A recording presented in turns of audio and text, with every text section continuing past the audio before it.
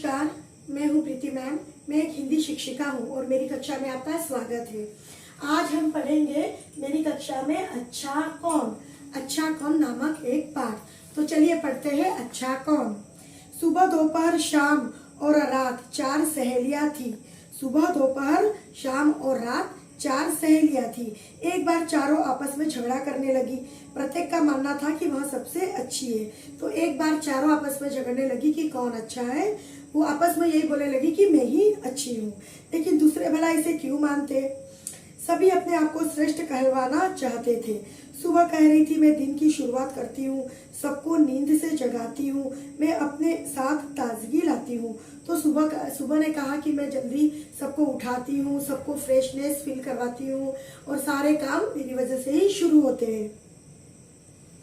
सुबह सवेरे हवा ताजी होती है, सूर्य की किरणें ताजी होती है, कलियां खिलती है और फूल मुस्कुराने लगते हैं। तो सुबह ने अपनी अपनी खासियत बताई कि सुबह ऐसा सब कुछ होता है।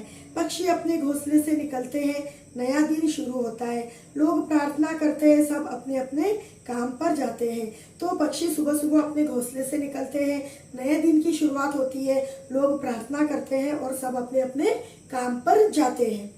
दोपहर अपने को बढ़िया बताने के लिए आगे आई। तो फिर दोपहर भी कहाँ पीछे रहने वाली थी। उसने कहा कि वह बोली, दोपहर के समय बच्चे स्कूल से घर लौटते हैं, खाना खाकर आराम करते हैं, टीवी देखते हैं, कार्यालयों में सब मेरा इंतजार करते हैं, क्योंकि थोड़ी देर के लिए ही सही मैं सबको अवकाश दिलाती हूँ। कुछ खा पी कर सब लोग थोड़ा गपशप करते हैं और अपना मन बहलाते हैं। घर पर महिलाएं और बच्चे आराम करते हैं। तो दोपहर ने भी अपने बारे में कहा कि जब दोपहर आती है तो सब आराम करते हैं, ऑफिस में स्कूल में सबका टिफिन ब्रेक होता है, सब खाते हैं, थोड़ा गपशप करते हैं, घर में भी बच्चे और महिलाएं सब आराम करती है।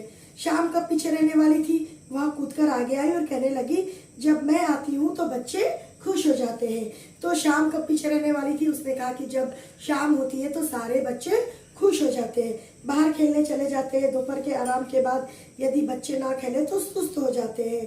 मम्मी पापा दफ्तर से घर लौटते हैं, वे बच्चों से मिलते हैं और दिन भर की बातें करते हैं। तो जो मम्मी पापा बाहर काम पे रहते हैं वो घर वापस आते हैं और अपने बच्चों से दिन भर की बातें करते हैं। पशु पक्षी भी अपने अपने ठिकाने पे पहुंच जाते हैं। शाम को लोग बाजार जाते हैं। शाम के समय ही बाजारों में रौनक होती है। तो शाम के समय सब घूमने फिरने जाते हैं, बाजार जाते हैं और शाम के वक्त ही बाजारों में रौनक होती है। अब रात की बारी थी, वह अपने गुण गाने लगी।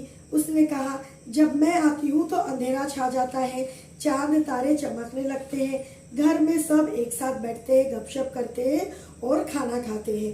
तो जब रात की बारी आई तो उसने कहा, जब रात होती है तो चांद तारे चमकने लगते हैं, हर तरफ ठंडक छा जाती है और सब अपने घर में बैठ के बातें करते हैं, गपशप करते हैं।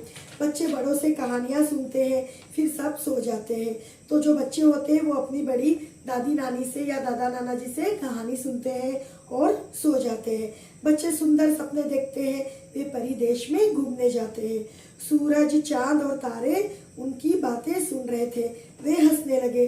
तो सूरज चांद और तारे सबकी बातें सुन रहे थे और वे हंसने लगे। सूरज बोला, तुम्हारा झगड़ा बड़ा अजीब है, सबको एक ही ईश्वर ने बनाया है, कोई छोटा बड़ा नहीं है। तो फिर सूरज ने सबको समझाया कि तुम्हारा झगड़ा बहुत ही अजीब है, ऐसा कुछ भी नहीं है, सब समान है, भगवान ने सबको एक जैसा बनाया है। चांद ने कहा, सुबह भी अच्छी है, दोपहर भी, शाम भी और रात भी। यदि समय एक सा रहेगा तो सब उब जाएंगे, अगर समय एक ही जैसा रहेगा तो सबको बोरियत होगी, सब उब जाएंगे।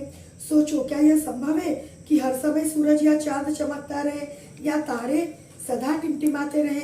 यह संभव नहीं है। बारी बारी से सबका आना जरूरी है, इसलिए सभी समय अच्छे हैं। तो एक के बाद सबका आना बहुत जरूरी है, इसलिए सारा समय अच्छे है। यह सुनकर सुबह दोपहर शाम और रात चुप हो गए। तो सूरज की ये बात सुनकर सबके सब चुप हो गए। उन्होंने मान लिया कि सबका अपना अपना महत्व है तथा सभी का होना जरूरी है। तो उन्होंने ये मान लिया कि सबका अपना अपना महत्व है और सभी का होना जरूरी है। तो ये थी हमारी कहानी अच्छा कौन। तो बच्चों, अगर ये मेरी कहानी आपको अच्छी लगी हो तो प्लीज़ मेरे चैनल को लाइक कीजिए, मेरे चैनल को सब्सक्राइब कीजिए, मेरे वीडियो को लाइक कीजिए और बेल आइकन भी दबा दीजिए। धन्यवाद। जय हिंद।